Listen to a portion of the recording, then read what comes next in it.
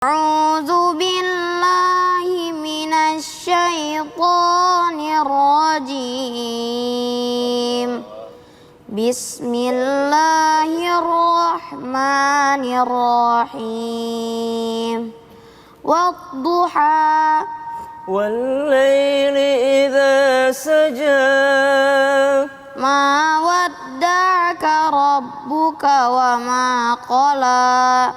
وَلَلْآخِرَةُ خَيْرٌ لَكَ مِنَ الْأُولَى وَلَسَوْفَ يُعْطِيكَ رَبُّكَ فَتَرْضَى أَلَمْ يَجِدْكَ يَتِيمًا فَآوَى وَوَجَدَكَ ضَالًّا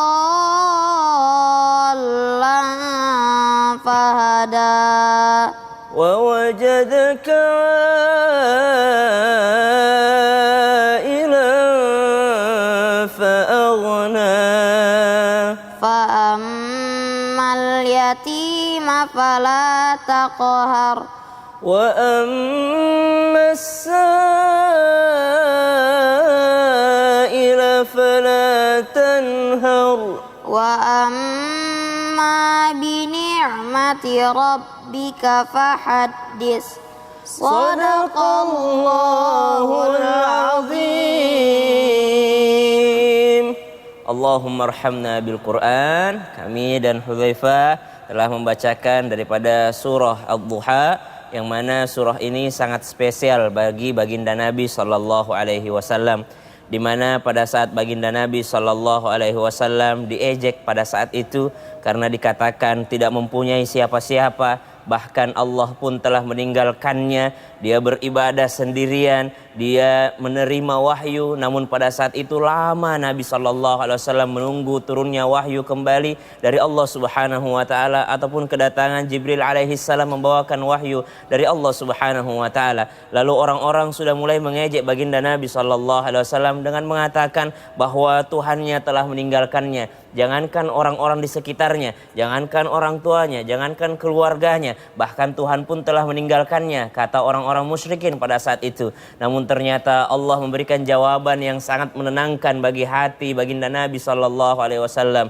Wadduha wal-laili idza saja ma wadda'aka rabbuka ma qala. Tuhanmu tidak pernah meninggalkanmu. Nasihat untuk kita semua yang merasa ditinggalkan, merasa sendirian di atas muka bumi ini. Ingat, Allah senantiasa bersama dengan kita. Meskipun orang tua sudah tidak bersama dengan kita lagi, tapi kasih sayang Allah melebihi luasnya kasih sayang orang tua kita. Maka jamaah yang dimuliakan Allah Subhanahu wa Ta'ala, jangan kemana-mana. Sesaat lagi kita akan memasuki adzan subuh untuk daerah DKI Jakarta dan sekitarnya. Silahkan.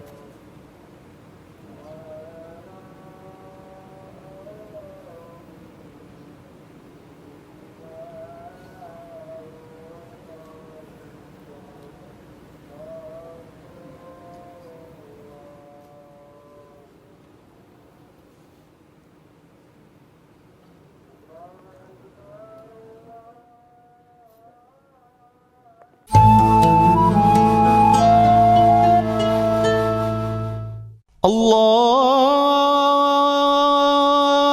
Akbar,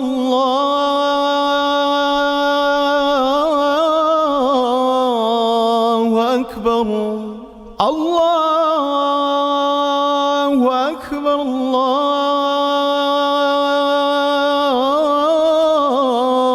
Allahu Akbar. Asyhadu an la ilaha illallah. Asyhadu an la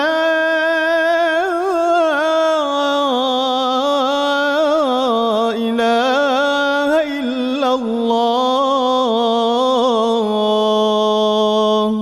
Asyhadu anna Muhammadar Rasulullah. Asyhadu anna Muhammadar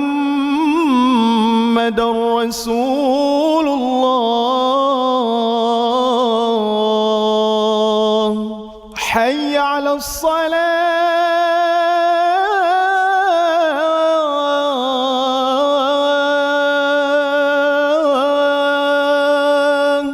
حي على الصلاة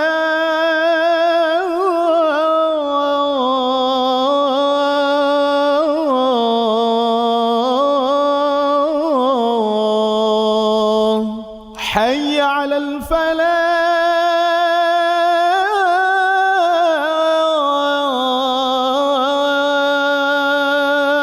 الفلاح حي على الفلاح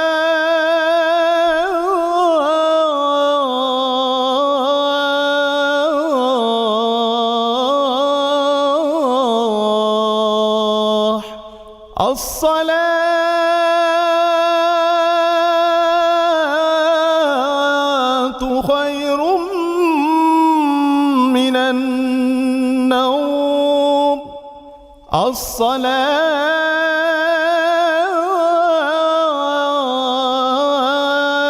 الصلاة خير من النوم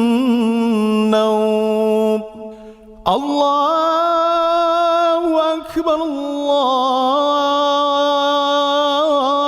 الله أكبر لا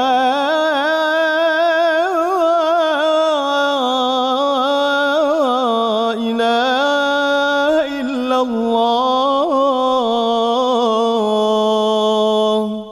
بسم الله الرحمن الرحيم نويت صوم غد عن أداء فرض شهر رمضان هذه السنة لله تعالى.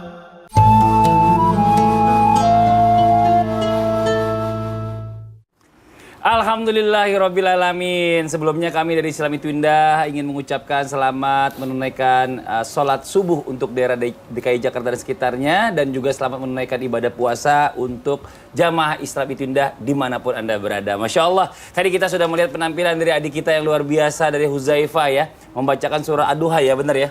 Wah, 1-11. Masya Allah, bersama Ustadz Syam sambung ayat. Wah, nah sekarang kita lanjut lagi nih jamaah.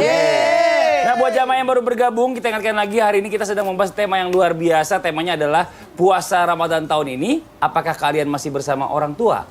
Masya Allah, berbahagialah buat Anda semua yang masih bisa berpuasa bersama dengan orang tua. Karena nanti ada saatnya, ada waktunya di mana kita berpuasa hanya mengingat memori kita bersama orang tua. Ini Masya Allah merinding kita kalau masalah ini ya.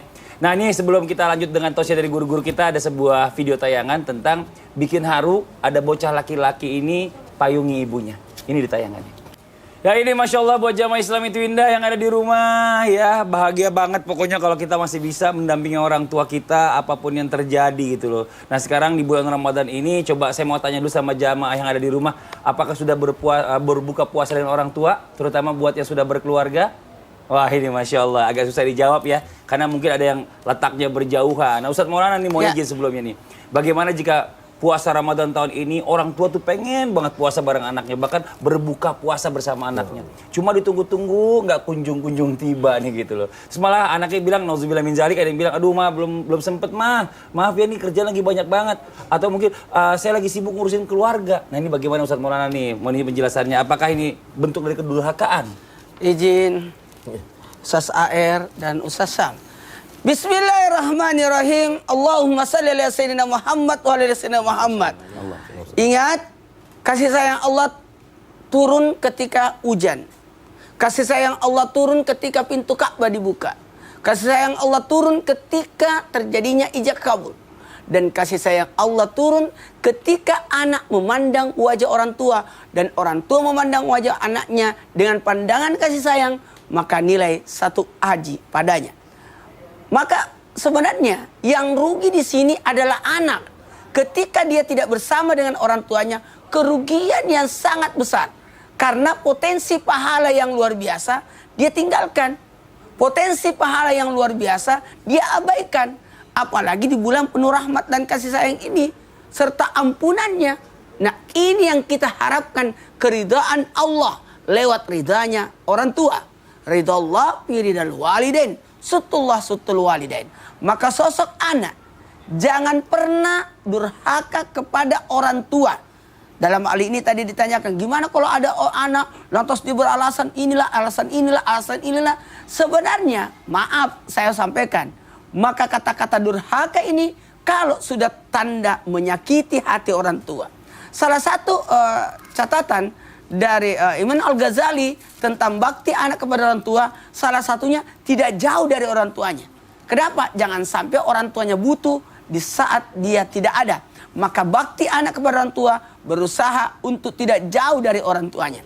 Jadi jangan pernah menyakiti hati orang tua. Jangan sampai orang tua sakit hatinya disebabkan oleh perlakuan kita. Apalagi yang kedua, mengecewakan orang tua. Jangan sampai kita mengecewakan orang tua. Sampai orang tua ini berharap. Siapa lagi kalau bukan diri kita. Dan yang berikutnya, jangan sampai kita membuat orang tua kita menangis. Ayo, jaga perasaan. Kasih sayang orang tua itu sepanjang jalan. Kasih anak kepada orang tua itu terbatas. Ketika dia sudah punya pasangan, maka terbatas, bercabang lagi. Ketika dia sudah punya anak, bercabang lagi. Anaknya, istrinya, yang lain. Tapi kalau orang tua tidak pernah berhenti kasih sayang itu. Makanya satu hal buat kita. Kesempatan ini, maaf, susah untuk berulang. Karena bisa jadi, maaf, usia orang tua kan terbatas. Usia orang tua terbatas. Masihkah dapat Ramadan di tahun yang akan datang? Keinginan yang sangat dirasakan orang tua ketika bisa bersama dengan anaknya. Ketika bisa sahur bareng, berada bareng sama anaknya. Maka apa salahnya? Khusus Ramadan ini, aku tinggal di rumahku. Aku ingin berbakti kepada orang tua. Nyuapin orang tua, temani ngobrol. Ambil kesempatan untuk bisa bersama dengan orang tua. Kalaupun memang tidak sempat, apa salahnya kita menjemput orang tua atau kita nginap di hari weekendnya, Jumat sudah ada di sisi orang tua, hari Ahad kita pulang. Itu senangnya bukan main. Atau mewakilkan diri kita lewat apa? Anak kita yang kita kirim ke orang tua untuk membantu baktinya. Ada kata-kata Umi Nora itu gini, harusnya saya merawat mama sama bapak, tapi kok aku yang dirawat? Saya bilang tenang, baktinya anak itu bisa diwakilkan oleh anaknya nanti, insya Allah. Terima kasih banyak Ustadz Maulana atas penjelasannya. Itu kalau kita bicara masalah orang tua ya. Kadang-kadang yang namanya orang tua ini mungkin ada orang tua yang pengertian.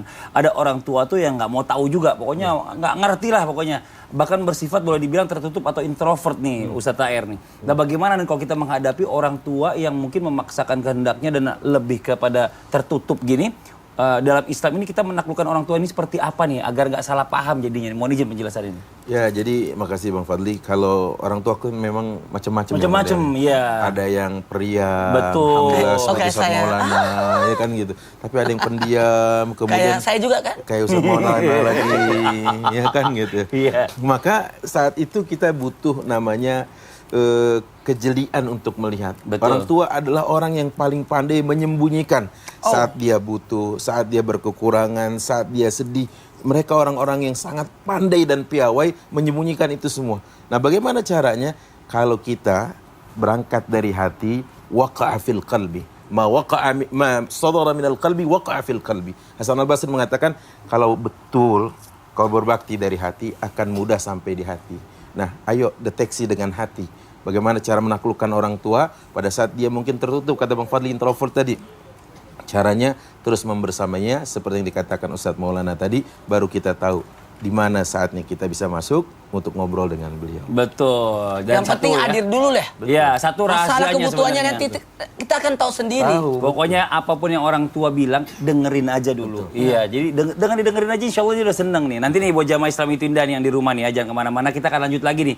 Masih membahas tentang tema yang luar biasa, puasa Ramadan tahun ini. Apakah kalian masih bersama orang tua? Dan juga nanti kita masih akan mendengarkan nih adik-adik kita nih ya, tahfiz-tahfizoh cilik. Wih, Masya Allah. Masih akan nanti memelantunkan ayat-ayat suci Allah nih. Setelah yang satu ini tetap di Islam itu Indah, jamaah. Oh jamaah, alhamdulillah. Subhanallah.